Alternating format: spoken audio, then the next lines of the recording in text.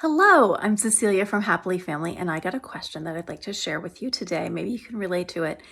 It was from a family. They have a 12-year-old and a 9-year-old, and they historically have gotten along really well, these kids, but recently things have just kind of gone south, and the parents were wondering, what do they do to move on? So, I'm going to share with you 3 steps of what I told them that you can also do in your family, even if your kids are not the same ages. These techniques still work, and these techniques also work even if your kids have some high needs going on like this family does. So number one, the first step, and I don't want you to skip this step, even though you might be tempted to, is to first tune in and see kind of what are you feeling yourself as parents. And with this particular family, one of the things that they were really feeling was some sadness and grief because they'd had such a wonderful, long, beautiful stretch of their kids really getting along well and doing a lot of stuff together as a family. So they need to feel that sadness, that they're in kind of a different phase right now.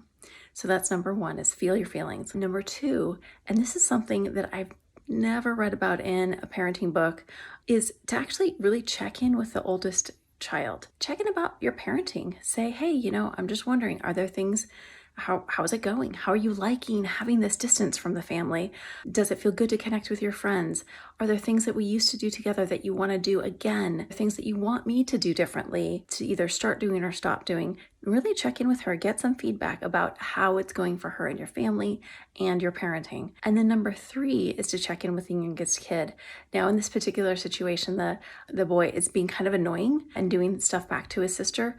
Consider that maybe those things that look a little bit annoying are actually either his attempt to reconnect with her or his attempt to get over the sadness that he feels about being separated from her. And check in with him. Ask him, hey, how are you feeling about how things are going with your sister right now?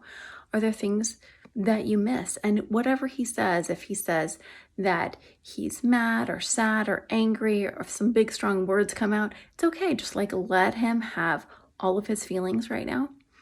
Give him some empathy. And then after that, you can work together and do some brainstorming and problem solving of what he can do to reconnect with her.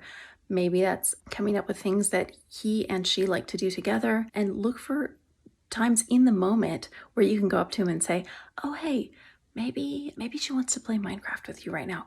Go knock on her bedroom door and see if she wants to do that, and help him, coach him to connect with her in some better ways rather than doing some of the annoying behaviors. All right, that's all I have for you today. Number 1, check in with your feelings. Number 2, check in with your oldest about how she wants to be parented. And 3, brainstorm some strategies with the youngest about how he wants to reconnect with his oldest sister. Okay, take care, y'all. Bye-bye.